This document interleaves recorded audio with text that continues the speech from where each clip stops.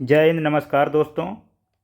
देखिए, UP home guard दरोगा constable भर्ती के लिए ये एक हमारी रक्षक सीरीज यूपी जीके की है और इसका प्रैक्टिस सेट नंबर 7 है।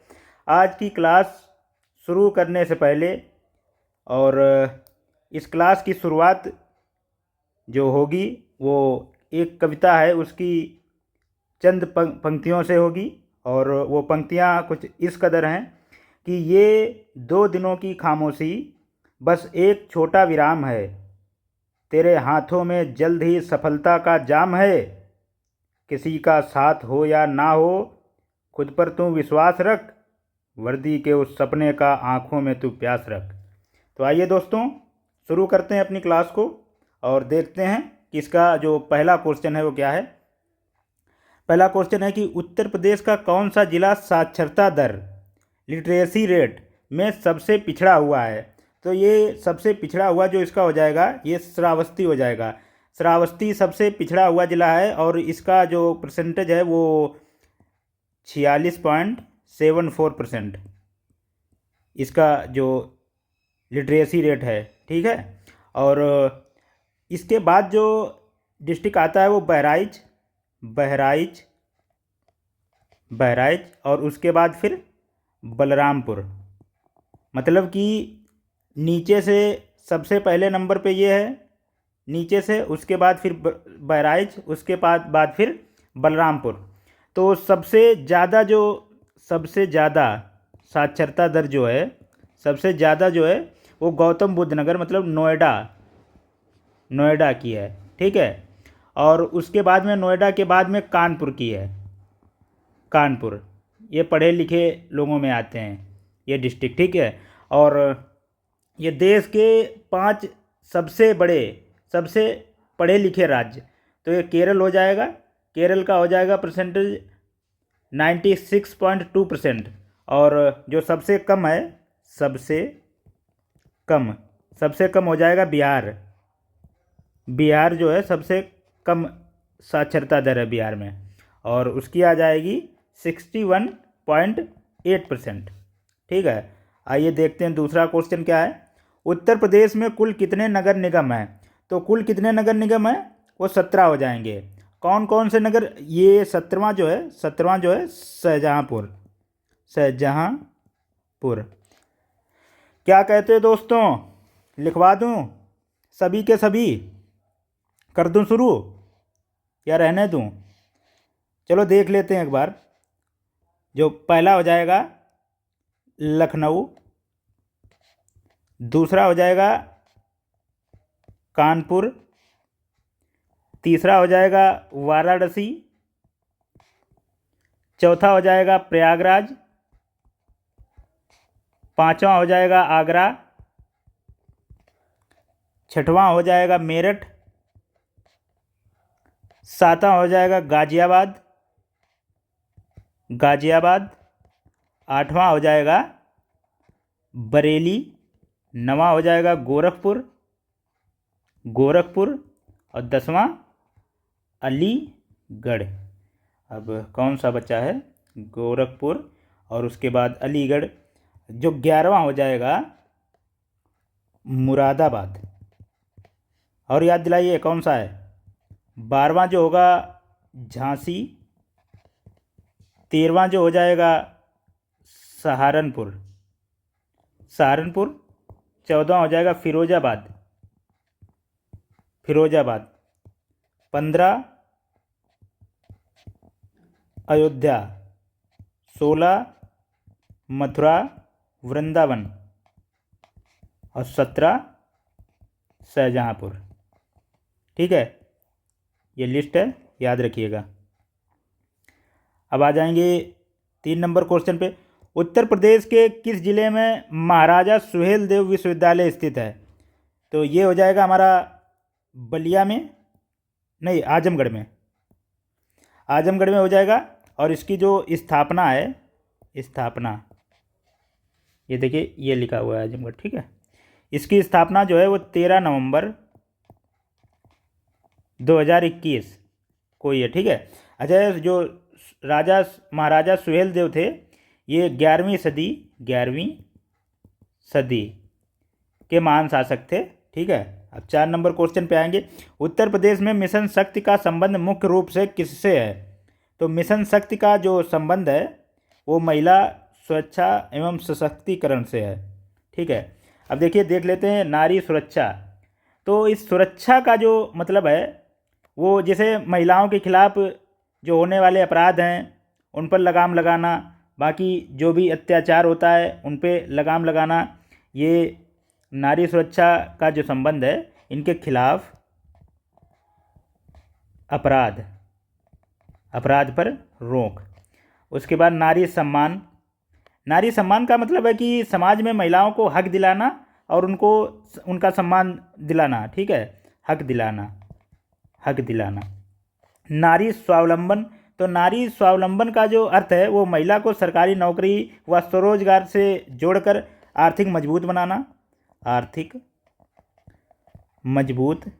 बनाना, किसी के सामने हाथ ना फैलाएं इसलिए। और देखते हैं 5 नंबर क्वेश्चन।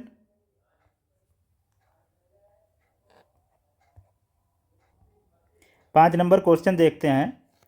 उत्तर प्रदेश का कौन सा नृत्य धोबी समुदाय द्वारा किया जाता है? तो धोबी समुदाय द्वारा, ये देखिए नाम से ही पता चल रहा है कि धोबिया नृत्य किया जाता है धोबी समुदाय द्वारा। और ये कहाँ किया जाता है? तो ये पूर्वांचल में किया जाता है। ठीक है, जैसे कि आजमगढ़, ये पूर्वांचल के डिस्ट्रिक्ट हैं, आजमगढ़, मऊ, गाजीपुर,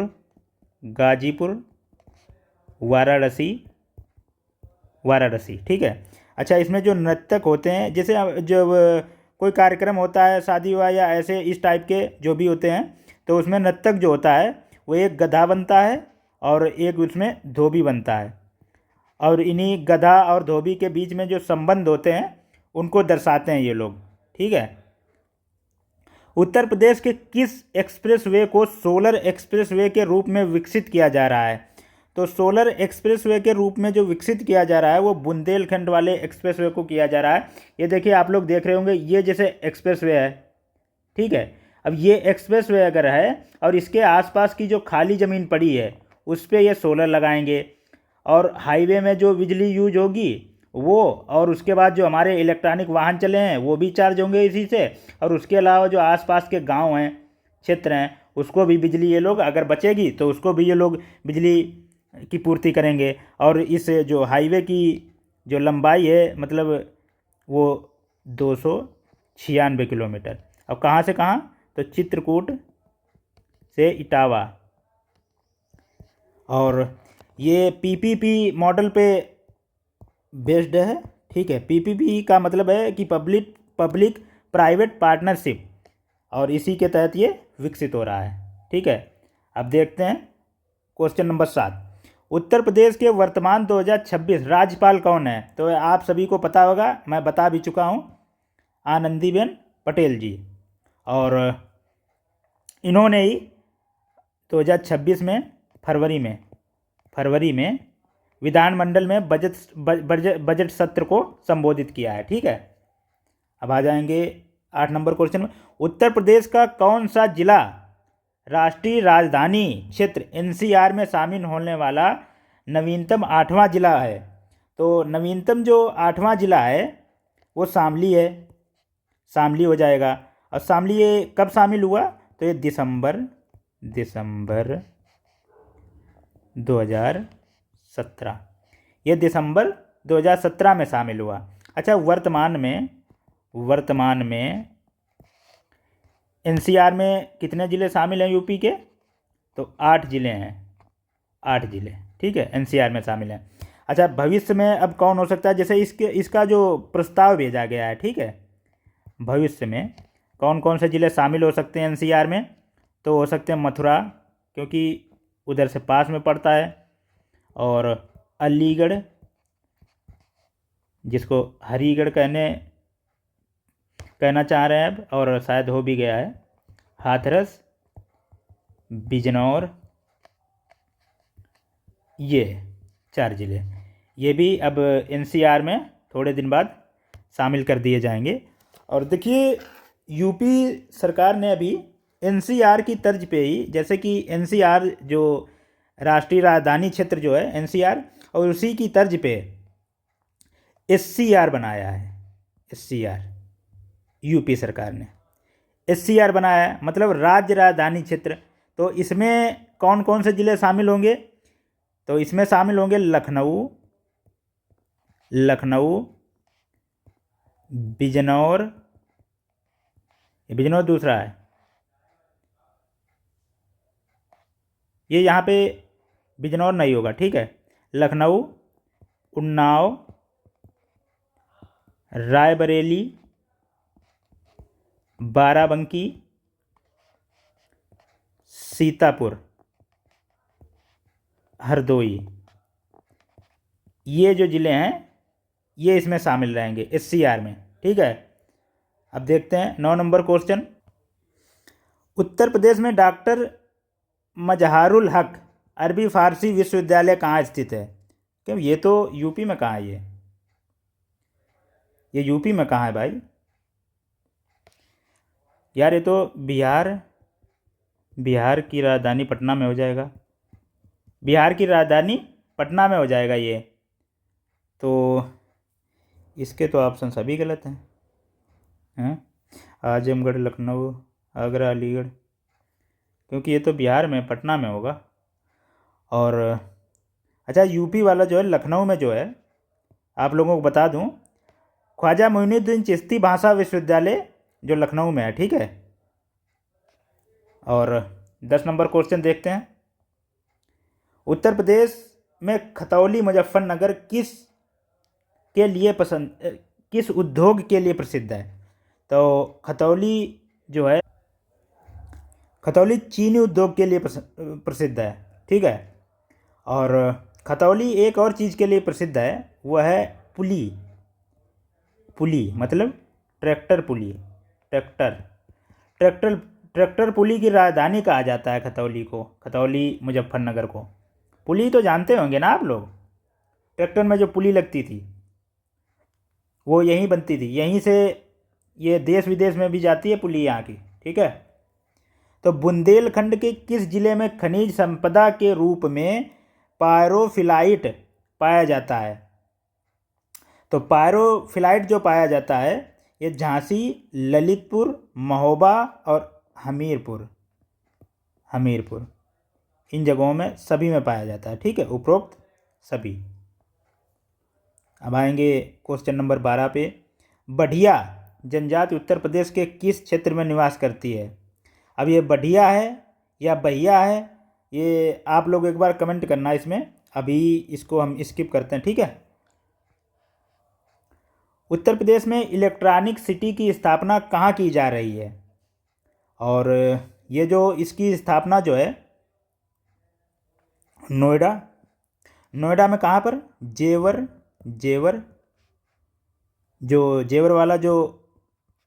वाला एयरपोर्ट,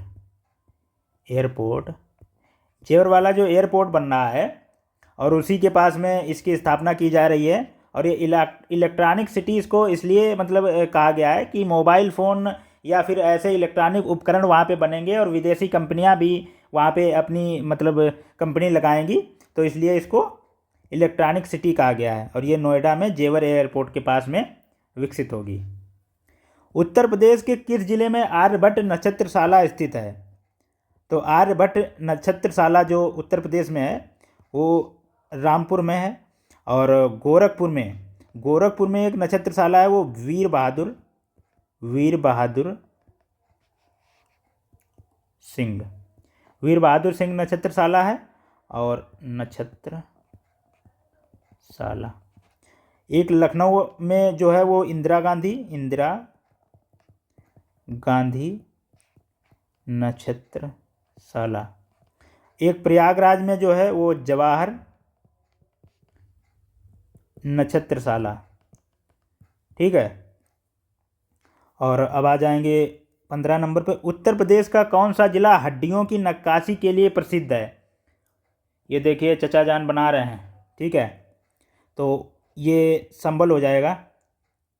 और संबल का जो ODOP है, 1 डिस्ट्रिक्ट 1 प्रोडक्ट, एक जनपद एक उत्पाद योजना के तहत जो है वो इसी को रखा गया है, हड्डियों की नक्काशी या फिर सींग।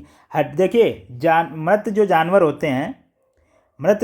होते हैं उनकी हड्डी और सींगों से ये बनाया जाता है, ठीक है। और क्या क्या बनाया जाता है, तो सजावटी सामान बनाया जाता है, सामान, और कंघी बनाई जाती है, चम्मच,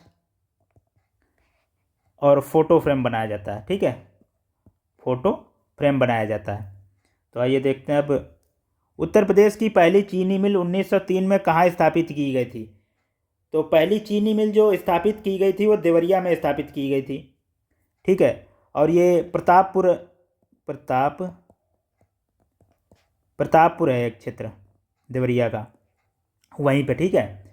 तो ये यूपी क्या, ये भारत की भी पहली आधुनिक चीनी मिल थी, ठीक है, सिर्फ यूपी की ही नहीं, भारत की भी थी। और उत्तर प्रदेश में गेंडा परियोजना की शुरुआत किस नेशनल पार्क में की गई थी। गेंडा परियोजना, तो ये जो शुरुआत इसकी की गई थी वो दुधवा में की गई थी, दुधवा नेशनल पार्क में। यहाँ पे देखिए असम से जो गेंडे लाए गए थे वो 5 गेंडे लाए गए थे असम से, ठीक है। और अब वर्तमान में लगभग 40 हो गई है यहाँ पे संख्या, ठीक है। और इसके बाद आते हैं, उत्तर प्रदेश में पंडित दीनदयाल उपाध्याय पुरातत्व संस्थान कहाँ पर स्थित है। तो ये ग्रेटर नोएडा में स्थित है। और इसका जो उद्घाटन मोदी जी ने किया था 9 मार्च 2019 को। तो इसका जो उद्देश्य है, वो जो पुरातत्व सर्वेक्षण है उसके बारे में पढ़ाई करना, कौन सी लिपि या कौन सी वस्तुएं कैसे क्या हुआ, इस चीज़ के बारे में हर चीज़ की पढ़ाई यहाँ पे करवाई जाएगी। उत्तर प्रदेश के किस जिले में पाइराइट प्रचुर मात्रा में पाया जाता है। तो ये हो जाएगा सोनभद्र में हो जाएगा। अच्छा, इस पाइराइट को मूर्खों का सोना कहते हैं, ठीक है, क्योंकि ये सोने के कलर का, बिल्कुल सोने जैसा ही दिखता है, ठीक है। अब आ जाएंगे 20 नंबर, उत्तर प्रदेश की कल्याण पत्रिका का प्रकाशन किस जिले से होता है। तो कल्याण पत्रिका जो है ये धार्मिक पत्रिका है पहले तो, ठीक है। और उसके बाद इसका जो प्रकाशन होता है वो गोरखपुर से। अच्छा, गोरखपुर से कहाँ से, तो गीता प्रेस गोरखपुर से, ठीक है। इसके संपादनकर्ता जो हैं वो हनुमान प्रसाद जी हैं। तो देखिए ये हमारे 20 क्वेश्चन पूरे हुए। और अब क्या है कि क्लास पूरी हो चुकी है। मैं 2 दिन क्लास नहीं ले पाऊँगा, कल और परसों मुझे थोड़ा ज़रूरी काम से जाना है। और आप लोग पुरानी क्लासें जो आप लोगों की छूटी हुई हैं उनको आप लोग पूरा कर लेना, ठीक है। ओके, धन्यवाद।